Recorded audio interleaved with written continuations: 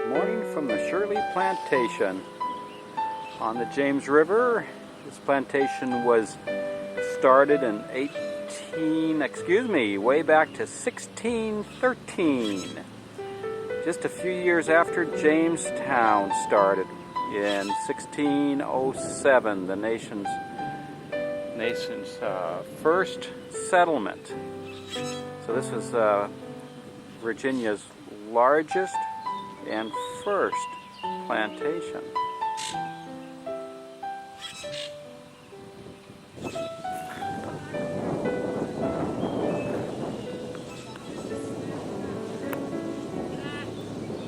There's actually 11 generations of that actually lived here.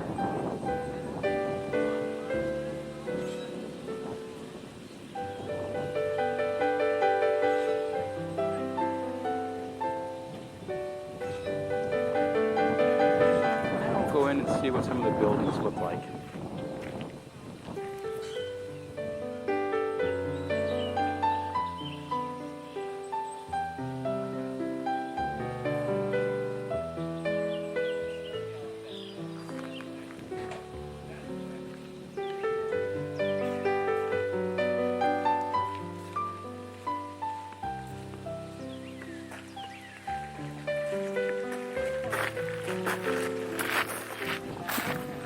Now, the great house was actually started in 1723.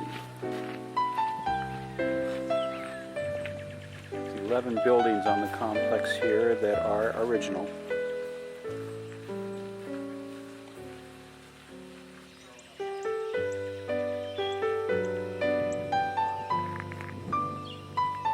Yeah, that was a kitchen there.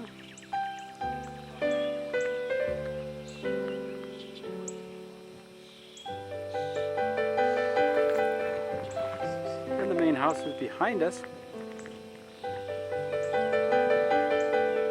and of course the two buildings closest to the main house were the kitchen we just saw, and this is the laundry. Two things that every home needs.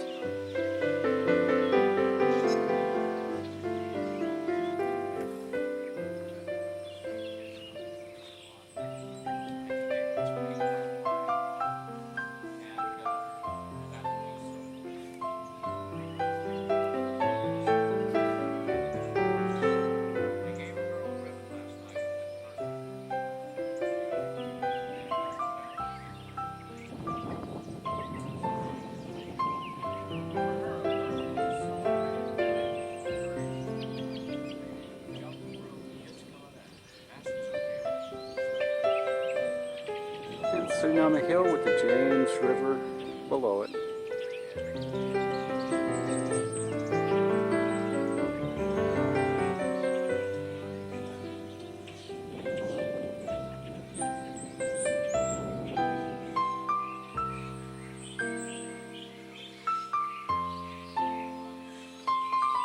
Another beautiful setting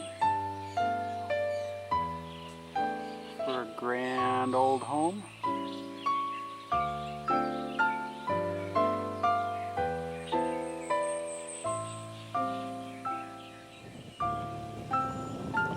Shirley's willow oak is over 350 years old.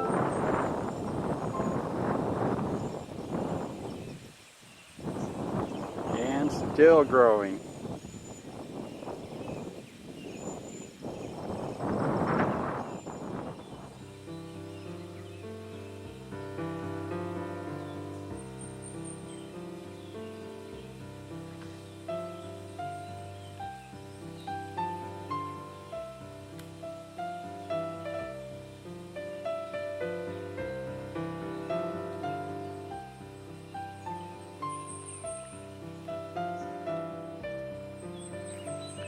And the James River that we see in the foreground or background is actually used for moving the goods to market.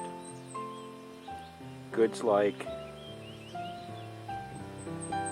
tobacco and cotton, things that they actually grew on this huge, huge plantation.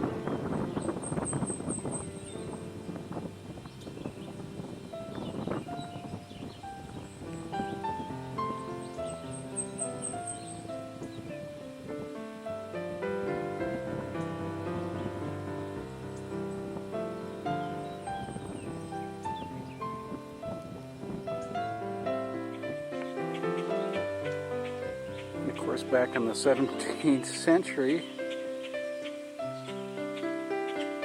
these plantations had to be self-sufficient. So they had huge gardens. They had to actually feed the slaves.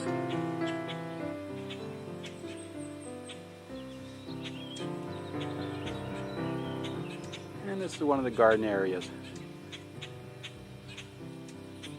Nowadays it's full of flowers.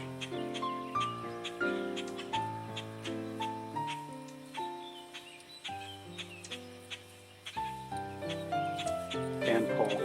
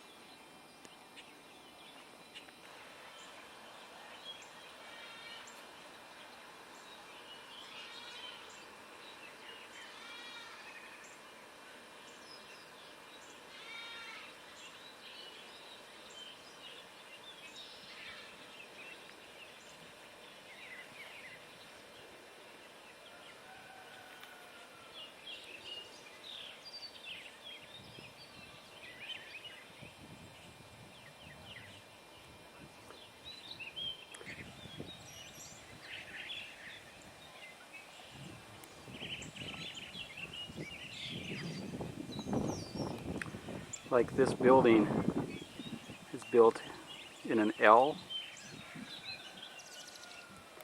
Directly across, the other building is built in an L shape.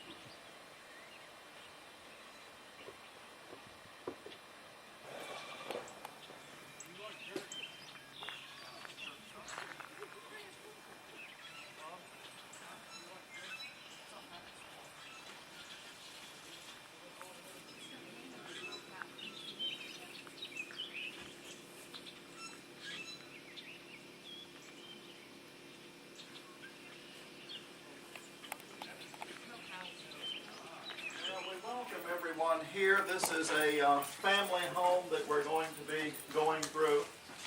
The family welcome you here through me. They have been actually showing these downstairs rooms for many years, you see. And so they're kind enough to share these rooms. At night, the house goes back to the Carter family. They continue to be professional farmers. They own 800 acres in all. Over half of that is in cropland, you see. What you see is winter wheat. That will be harvested in June. And corn is already visible.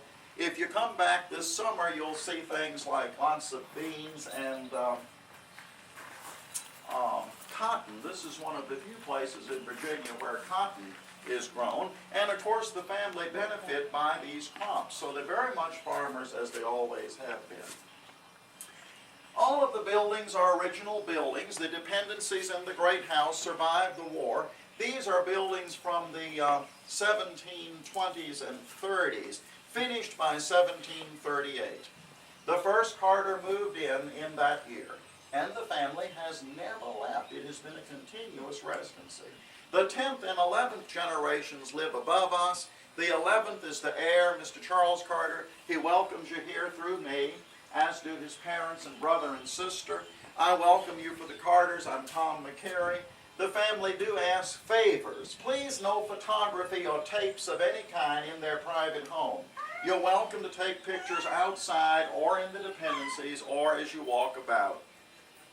The curator asks if you have mobile phones or such like gadgets, if you will disengage these